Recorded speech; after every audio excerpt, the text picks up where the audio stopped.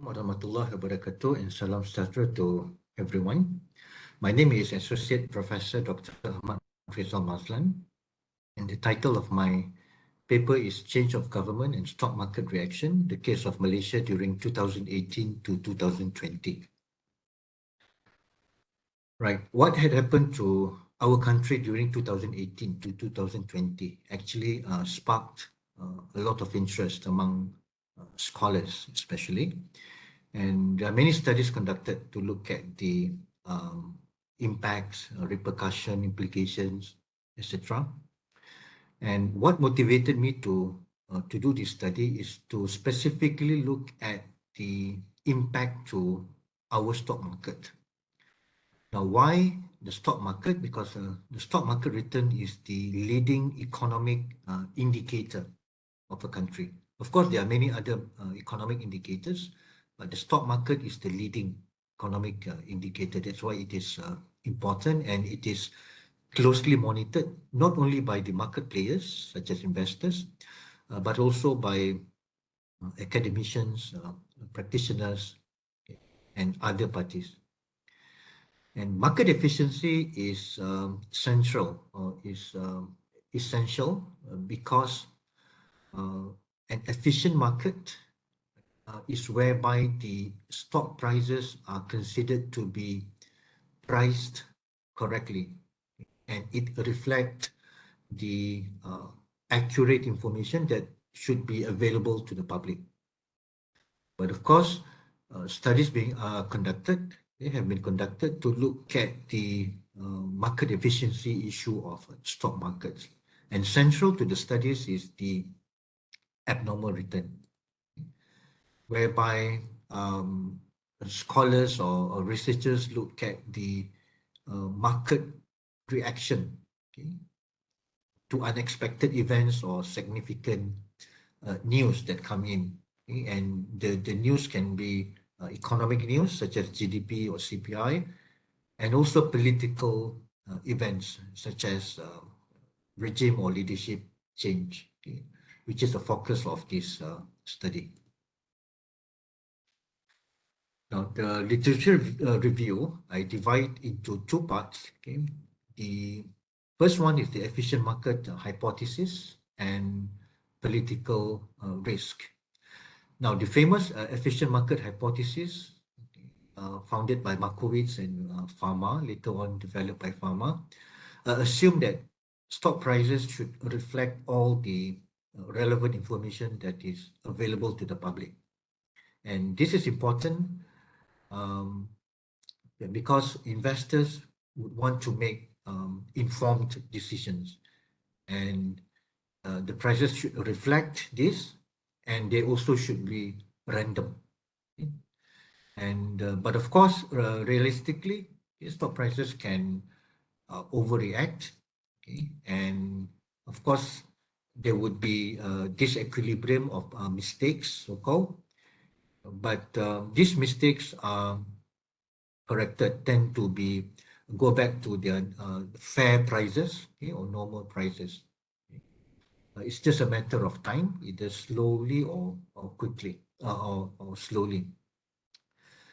Now, there are many studies that look at the impact, okay, of political events or instability, focusing on the emerging markets, okay, because there is a difference between the emerging and the developed markets as far as the impact of political events are concerned. And the various studies look at several countries such as South Korea, Turkey, South Africa, and many other countries as well. Now let's move on to the Malaysian scenario. So these two notable studies use event study as well. That's why I choose these two studies. Liu and Roller looked at the 5 general elections and concluded that the 2 general elections, which was in 2008 and 2013, recorded significant abnormal return, but it was positive back in 2013. Now, Mordi and Jazzy look at the recent 2018 election, and there was a negative return. It was significant, right? But they used 29 days estimation window, but a longer post-event window, which was 100 days. Okay. So my study depart from previous studies in three respects. First one, I incorporated change of government in 2020 as well. And I included three international stock market index, and I added another return calculation, which is buy and hold abnormal return. This is a timeline. Of course, I'm sure everyone knows the timeline. Okay, the methodology. Okay, this is the event study window. Okay, for 2018. Okay, I'm using 10 days after and 10 days before event window and a 250 days estimation window, okay, which is in line with many other studies. For 2020, I used a similar window as well. For the market index, so I'm adding three more, which is S&P 500 for the international market, MSCI EM for the emerging markets, and also Global X FTSE Asia for the regional market. Okay, this is a standard daily calculation, and I'm using three models, which is the market adjusted model, where we compare against the proxy market selected here, and the mean adjusted model, which is the MAR, is whereby we compare the return in the event window against the average return rated during the estimation window. The third one, which is the market model, we perform a regression first, okay, for the stock return during the event window against the return during the estimation window, and we calculate, okay, the slope as well as the constant, and we use that to deduct against the return, average return during the estimation window, and look at the difference. And this is the cumulative abnormal return, and this is the buy and hold abnormal return formula, where we look at the beginning of the estimation window against the ending price of the estimation window and look at the difference or the return. Okay, this is the statistical test of significance. We calculate the standard deviation first, and the t-value is the cumulative return divided by the standard deviation that we calculated. Now, if we look at the results for the 2018 general election, no significant abnormal return were recorded on the event day and also the before event window.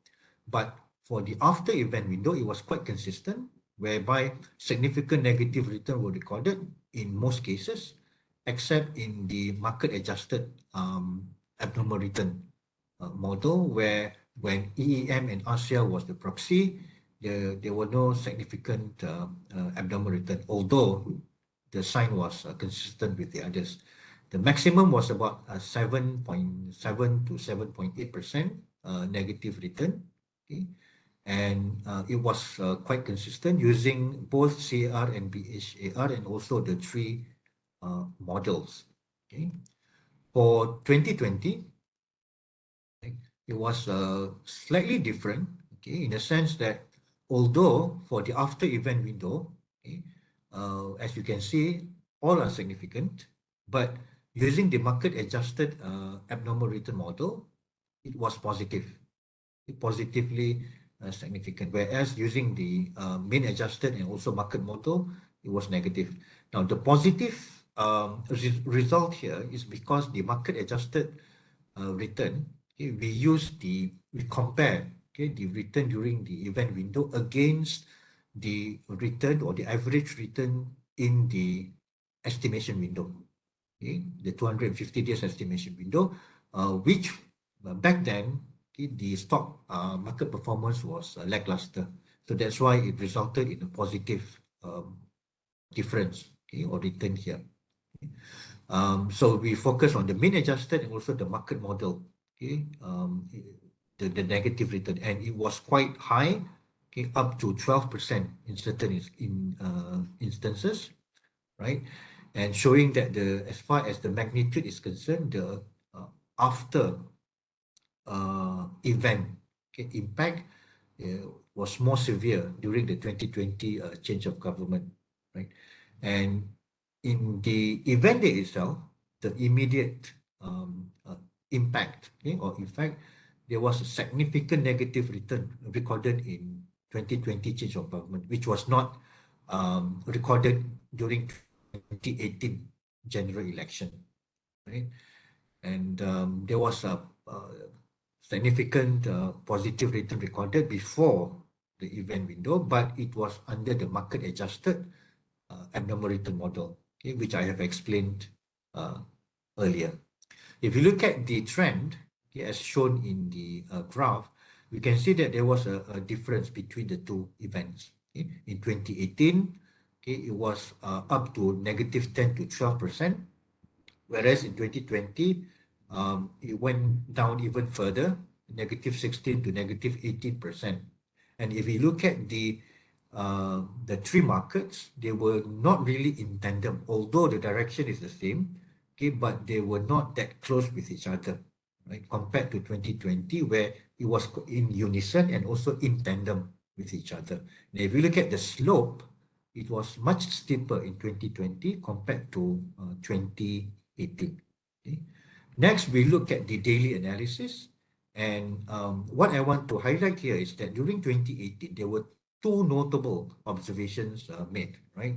First one is when the Prime Minister announced that the country's debt exceed 1 billion, and the market reacted adversely, negative 3.3% and negative 3% here.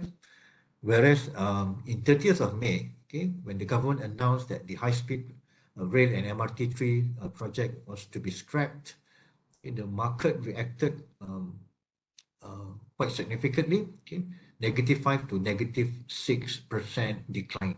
Now, this negative 6% is equivalent to about 100 something, okay, 150 billion dollars decline in market capitalization of the stocks in the market. Right?